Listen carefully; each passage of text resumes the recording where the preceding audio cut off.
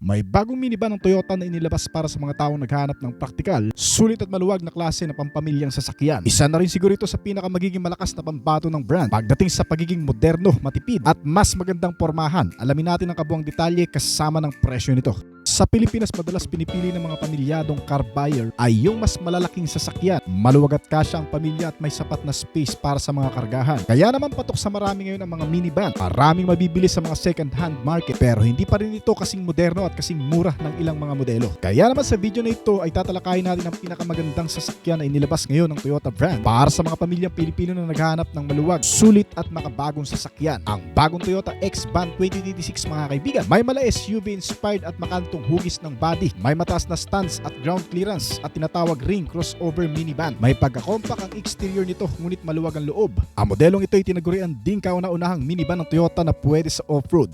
Sa palabas pa lang na disenyo nito, makikita mo na kaagad ang kabuang detalye nito. Bukod sa napaka-futuristic na disenyo, ay ginawa ito para pagsamahin ng SUV ruggedness at MPV practicality. Ang makantong hugis mala SUV stance at mas mataas na ground clearance ay nagbibigay dito ng kabuang disenyo ng mala off-roader minivan. Para sa overall, nakabase ang kabuang disenyo nitong bagong Toyota X-Van sa active lifestyle team na para sa pamilya, adventurer at urban mobility. Pagdating sa harap nito, makikita ang flat at tuwid na hood na nagpapakita ng lakas ng presence. Habang ang mga side fairings at mga black laddings sa bawat wheelhouse nito ay nagpapakita naman ng rugged SUV look. Naka-slim type ang mga LED lights, headlamp na parang naka-integrated sa grille at matitibay din na front and rear bumper na may accent color at gray silver. Sa side profile, stand out rin sa bagong modelong ito ang dalawang sliding doors. Sa magkabila ang gilid na kinukumpleto ng malalaking multi-spoke alloy wheels na mas nagmukhang ready for tough terrains. At pagdating naman sa likurang bahagi nito, makikita ang matatalas na taillight na naka-vertical oriented at naka-LED type na rin na klase. Malinis at minimalist ang likod nito na may integrated roof spoiler na nagpapaganda rin ng aerodynamic nitong X-Van. Sinamaan din ito ng mga functional na roof rails sa itaas para sa dagdag na convenient na kung saan pwede mong ilagay ang mga gamit mo o itali kapag wala ka mapaglalagyan sa loob nito. Isa pa sa pinakamaganda sa modelong ito ay ang pagkakaroon ng 3-piece panoramic sunroof. Meron itong tatlong hati ng bintana sa bubong na nakalagay sa harap, sa gitna at sa likurang bahagi nitong sasakyan. Well, so matotal itong bagong Toyota XV ay hindi lang basta van. Ito ay isang multi-activity vehicle na pinagsasama ang tibay ng SUV, ang utility ng MPV at modular lifestyle ng adventure van. Kung pag-uusapan naman natin ang tibay nito na gawang Japanese brand, itong bagong Toyota XV ay gawa sa steel materials at aluminum na kapareho sa mga karaniwang build ng Toyota na gumagamit rin ng mga high-strength steel ng aluminum at reinforced plastic para sa mga body panels nito. At ang ilan naman sa mga interior materials nito ay gawa sa carbon fiber reinforced plastic. Well, sadyang ginamit rin ang mga materyales na ito upang mas maging magaang itong minivan kumpara sa karaniwang van na nagre-resulta sa mas malakas at magandang performance at katipiran sa fuel consumption. Pagdating naman sa interior, ang bagong Toyota XV ay may seating configuration na 6 hanggang sa 7 upuan. Ang mga upuan din nito ay adjustable at naiikot para makabuo ng lounge style o face-to-face seating arrangement. Ang front passenger seat ay maaaring i-rotate para tumapat sa likod at maging bahagi ng conference o maging dining layout. Habang ang likurang upuan ay removable, folding ideal para sa cargo o camping mood. At may makikita ka ring mga smart table setup dito na integrated ang folding tray or table para sa laptop, pagkain o board games. May mga features din ito na magpapa-convenient pa sa mga pasahero, gaya na lamang ng multiple charging ports na makikita sa iba't ibang bahagi ng loob nitong sasakyan. May mga USB Type-C power socket at wireless charging pad. Napaka-relax din ng presence ng interior nito sa pagkakaroon ng ambient lighting system. Nilagyan din ito ng digital display interface for vehicle status at ang mga hidden storage compartment sa sahig at side panels nito para sa bag, gear at tools. Nilagyan na rin ng multimedia functionality rin itong sasakyan na kung saan may wireless audio setup, Bluetooth streaming at portable screen. Madaling makapasok at makalabas sa sasakyan ito dahil napakaluwag ng mga suicide style sliding doors nito na kung saan nabubuksan ng mas malaki para makapasok ng mas mabilis at maipasok ang malalaking mga bagahe na dala ng mga pasahero. Ideal to lalo na sa mga elderly, PWD at bata dahil wala nang hadlang sa pagitan pamamagitan ng front at rear row seat nito upang magkaroon ng mas maganda at hindi nakaka-bored na biyahe. Mayroon din itong refrigerated console at mga picnic ready drawer. Para sa mga bago, sariwa at nabubulok ay siguradong mape-preserve din ng maayos dito sa bagong Toyota X-Van. Well, pagdating naman sa mga safety features nito, syempre yan ang mahalaga ngayon na tinitingnan ng marami lalo na sa panahon ngayon bago bumili ng sasakyan. Itong bagong Toyota X-Van kasi ay nilagyan ng makabagong advanced na safety features para ligtas imaneho sa kung saan man sulok ng kalsada o syudad. Meron itong active safety at driver assistant features na makatutulong sa araw-araw na pagmamaneho at pagsakay. Dito sa bagong X-Van, sinamahan ito ng analog blind spot monitoring na kung saan nagbibigay ng maliit na warning na makikita sa side mirrors nito sa mga sasakyan na nasa gilid na mag-o-overtake sa'yo. Ilagyan din ito ng features na tinatawag na nodding doors. Ibig sabihin mabubuksan mo ng malinis, ligtas at pantay ang mga pintuan nito nang walang masasaging ibang sasakyan sa gilid. Bagay ito lalo na sa mga masisikip na parkingan na kung saan mahirap tansyahin ang pagbubukas ng mga pintuan sa masisikip na parkingan lalo na kung hindi mo makikita sa side mirror lang. Kaya mahalaga ang pagkakaroon ng bagong security features na ito. Nilagyan din ito ng seatbelt sa kada upuan at mga airbags. Sinamahan din itong bagong Toyota X-Van ng pre-collision system na gumagana naman sa pamamagitan ng mga radar o sensor at camera na nakakalat sa buong paligid nito. Sinamahan rin itong bagong van ng automatic braking para sa mga biglaang humihinto na sasakyan sa unahan nito at sa mga biglang tumatawid na pedestrian. Kung sakaling hindi ka agad mapansin ng driver ay automatic namang gagana ang preno nito para hindi tuluyang mabangga ang nasa unahan. May kasama rin itong lane keeping assist at lane departure warning para mapanatili ang sasakyan sa gitna lang ng linya sa loob ng kalsada. At may mga rear sensor din ito, kasama rin ang rear cross traffic alert na magbibigay naman ng ligtas na pagpapaatras dito sa sasakyan. Meron din itong additional safety features para sa pagpipreno, kasama ang anti-lock braking system, 4 na ventilated disc brake, kasama ang front and rear brake assist at electronic brake force distribution nito na magbibigay ng suporta sa bawat pagpipreno. Sa mga emergency braking at biglaang pagpipreno, ang bagong Toyota X-Van ay nilagyan ng pinaka-advanced safety features na tinatawag na electronic crash avoidance features na gumagamit ng sensor at automatic braking para maiwasan ang banggaan o makabangga. Bukod pa dyan ay napaka-secured na rin ng bagong modelong ito, lalo na kung may mga magtatangkang pasuking, galawin o karnapin itong bagong X-Van. Nilagyan na rin kasi ito ng engine immobilizer na may anti-theft device at anti-theft alarm system, kasama ang central locking. Mas pinapatibay nito ang seguridad at kalagayan ng sasakyan kapag walang nakabantay. Ayon din sa manufacturer, itong bagong minivan ng Toyota ay gumagamit ng natural engine na posibleng mula sa Toyota Hiace, Bellfire at Alphard na engine ang siyang ginagamit nitong bagong Toyota X-Van 2025 model, na kung saan may pagpipilian sa laki at kapasidad ng makina nito mula sa 1.8 liter hanggang sa 2.5 liter na gasoline engine. Wala pang ibang mga detalye at impormasyon tungkol sa kapasidad, makina nito at maximum power output, pero sinasabing magbibigay ito ng mas magandang lakas na performance at katipiran na rin sa fuel consumption kumpara sa ilang mga ordinaryong sasakyan dito sa Pilipinas. Gumagamit rin ito ng chassis na nagmula sa ladder frame na ginagamit sa mga SUV ng Japanese automaker gaya ng Fortuner, Innova Hilux at Hiace van. Kaya alam mo na kaagad ang tatag at tibay nito kahit pa sa mga malulubak na kalsada. Sinamahan ito ng mga suspensions gaya ng double wishbone sa front at rigid axle naman sa likod. Kasama ang MacPherson strut na may wheel drive unibody platform na kinuha naman sa ilang mga modelo gaya ng Toyota Corolla at Toyota RAV4. Gumagamit ito ng MacPherson strut at multi-link rear beam para sa magandang handling at stability lalo na sa mga off-road drive. Pagdating naman sa tibay at tatag nito mga kaibigan, ito ay hindi basta-bastang masisiraan at talagang siguradong matagal ang palitan. Well, hindi pa naman totally official launch itong bagong Toyota X-Van 2026 model. Ito ay isang concept model pa lamang na magbibigay ng idea sa hinaharap. Kung sakaling pumasok sa masa ay tinatayang baka next year official nang ibenta ito sa merkado. At magkano nga ba ang magiging estimated price nito kung sakaling ibebenta na nga ito sa mga car dealer? Batay na rin sa ilang mga ulat mga kaibigan, ito ay magkakahalaga sa estimated price sa bansang Japan mula 3.5 million hanggang 4.5 million yen. Na kung direkta natin i-convert sa Philippine peso, ito ay aabot mula 1.2 million hanggang sa 1.6 million. Ito ay price estimate pa lamang based sa concept level data. Hindi pa kasama ang markup ng dealer at mga VAT kung sakaling magkakaroon nito sa merkado ng Pilipinas.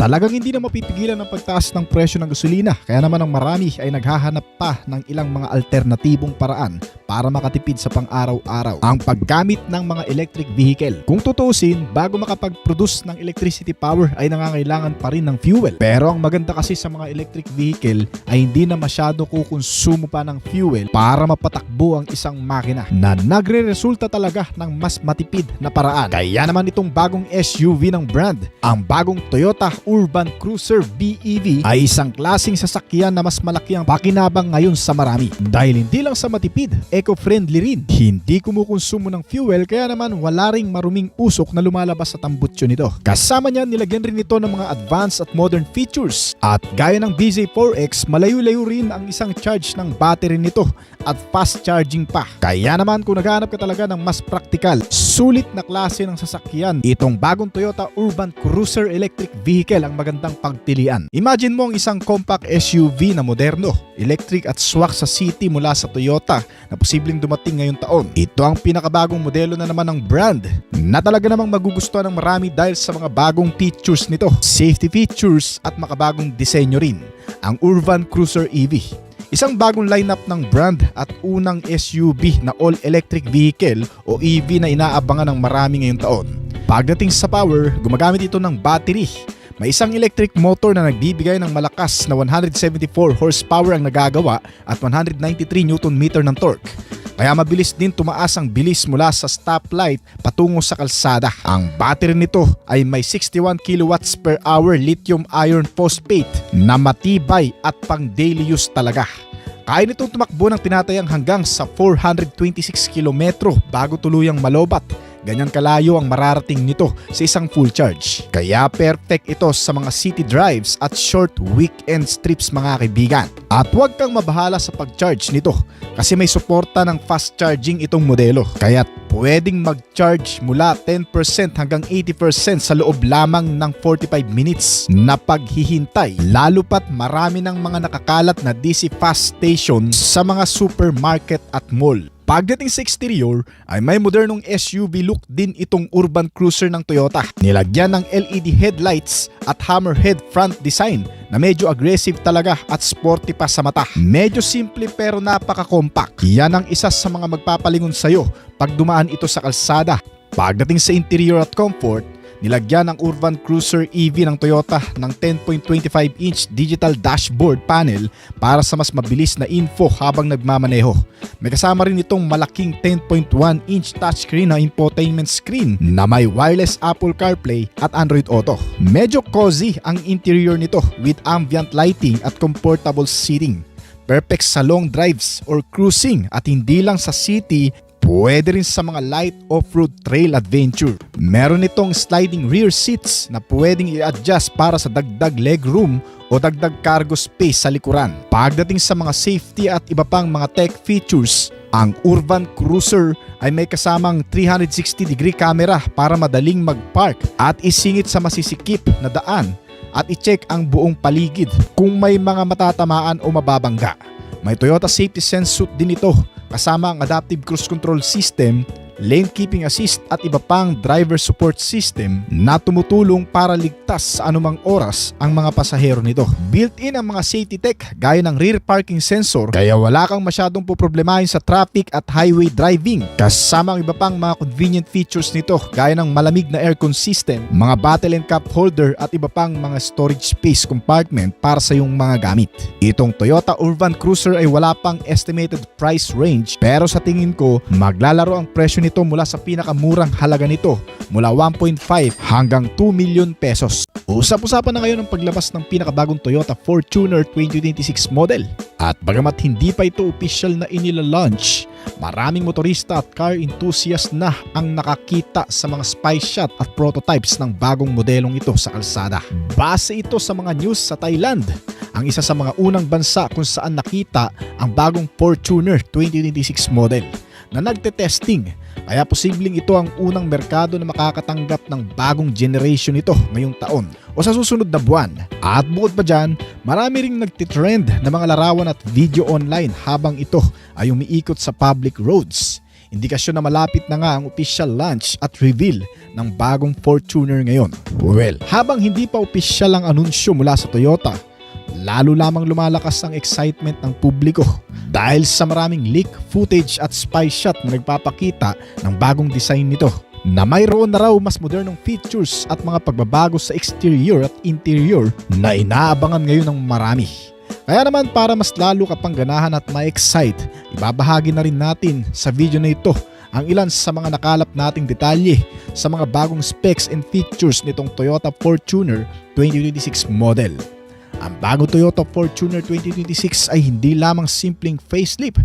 Ito ay may malaking redesign sa exterior at interior, na dagdag bagong features sa tech at safety nito, at mas updated na performance para sa mas komportableng biyahe at mas confident na off-road driving. Ito ang pinakahinihintay din ng marami na i-update ng Toyota ang bagong Fortuner 2026. Hindi lang ito simpleng facelift, ito ay may malaking upgrade at bagong yugto para sa Fortuner na magbibigay ng mas modernong look, mas advanced na tech features at mas mataas na performance level kaysa sa dati. Unang-una na nga dyan mga kaibigan, ang pagkakaroon nito ng bagong platform at mechanical specs, na kung saan gagamit na ang bagong Fortuner ng modernized ladder frame platform o IMV base na parang sa bagong Hilux model na nasa ibang bansa ngayon. Well, ano nga ba ang ladder frame? Isang uri ito ng chassis o frame na parang hagdan o two parallel beams na konektado ng cross beams. Ito ang typical na ginagamit sa mga truck at mga off-road SUV para mas mapatibay at malakas ang structure nito, lalo na sa mga off-road at mabibigat na load. Kaya naman ang benepisyo nito sa bagong Fortuner ay magkakaroon ng magandang towing at hauling capability, kaya magmumukhang pang heavy duty talaga ang chassis nito. Mas ready sa rough terrains kaysa sa unibody platforms itong ladder frame na ikakabit dito. At ano naman ang IMV Base?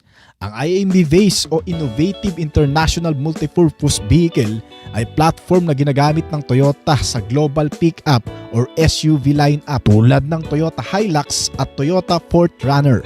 Ang modernized version nito ay updated para mas magaang pero mas matibay, mas responsive at refine ang ride quality, at mas efficient din ito sa fuel dahil sa optimized weight at structural rigidity nito.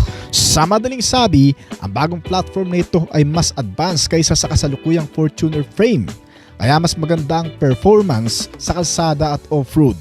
Well, pag-usapan naman natin ang exterior na disenyo, ay mas mapapabilib ka rin talaga sa bagong disenyo nito. May matapang kasi ito na front face na may aggressive grille kung pagbabasehan ang mga video footage nito at spy shot. Nanilagyan pa ng slim LED headlights na may bagong design din na taillights. Kaya sa overall looking ay mas malakas at mas matapang na ang stance kaysa sa dati. Ito ay nagbibigay ng premium road presence habang nananatiling rugged at adventure ready. Isang matatag na signature ng brand sa Toyota Fortuner na hindi pa rin mawawala kahit baguhin pa ang front at rear face nito. Pagdating naman sa interior layout, ay mas pinaluwag din daw ito sa dati. Ito ang ilan sa mga features nito na may modernong cabin at dashboard layout. Mas malaki ang touchscreen display na nasa 12.5 daw ang sukat ng infotainment system at 12.3 naman para sa instrument cluster nito. Kung mas lumaki ang infotainment display, ay siguradong mag-i-improve din ang tech features para mas maging komportable at convenient sa biyahe. Well, pagdating naman sa makina mga kaibigan, hindi pa ito confirmed pero malakas ang leaks na nagsasabi na ang mga expected engine o powertrain nito ay magbabago rin. Ayon sa mga impormasyon, ang bagong Toyota Fortuner 2026 ay mayroon daw ngayong 2.8 liter turbo diesel na posibleng naka 48B mild hybrid assistance na para mas efficient at mas konti ang emisyon, na may transmission na 6 o 8 speed automatic at 4x4 o 2-wheel drive setup. At bukod pa dyan, ang Toyota Fortuner 2026 ay magkakaroon pa ng isa pang klaseng makina para sa mga standard trims nito na naka 2.7 liter petrol engine. Mas simpleng option para sa base variants nito, na kung saan may mga ilang car expert din na nagsasabi ng future electrified variants o electric o hydrogen sa ibang markets. Well, pagdating naman sa safety and driver assist, hindi rin daw mawawala sa bagong Toyota Fortuner 2026 ang ADAS na makabagong safety features nito, na malaking improvement kumpara sa kasalukuyang Fortuner na nasa Pilipinas ngayon. Kakaroon ito ng Toyota Safety Sense Package na may adaptive cruise control, lane departure alert, automatic emergency braking, blind spot monitoring, 360 around view camera, parking sensor at electronic parking brake with auto hold. Pagdating naman sa ilang comfort at convenience features nito, magkakaroon din daw itong bagong Fortuner ng electric power steering, panoramic sunroof para sa mga high variant nito o top of the line. Meron pang mga ventilated power seats para mas maging komportable ang mga driver at passengers. May mga dual zone climate controls din ito sa aircon system at multi-full drive modes gaya ng Eco, Normal, Sport at Off-Road drive modes features. Kung pag-uusapan naman kung kailan nga ba ito talagang ilalabas mga kaibigan, ang global debut ng bagong Toyota Fortuner ay naasahan sa kalagitnaan nitong 2026 at marahil ang market rollout nito ay sa susunod na mga buwan pagkatapos ng global reveal. Depende sa region o country. Wala pang official launch date sa Pilipinas pero siguradong lalabas din daw ito sa bansa sa tamang panahon. At panghuli, magkano nga ba ang magiging presyo nito? Dahil expected na mas modern, mas maraming tech, ang bagong Fortuner 2026 model, kaya ng pagkakaroon nito ng bagong engine na 48V mild hybrid, mga safety features na ADAS, mas malaking infotainment at bagong platform ay mas maraming features kaysa sa current model na posibleng tumaas din ang SRP o presyo nito kumpara ngayon. Ayon sa mga forecast ng ibang regions at pag-adjust ng inflation at import cost, ang posibleng price range ng bagong Fortuner 2026 sa Pilipinas ay maglalaro sa estimated price mula 1.9 million hanggang 2.9 million pesos sa Pilipinas mga kaibigan.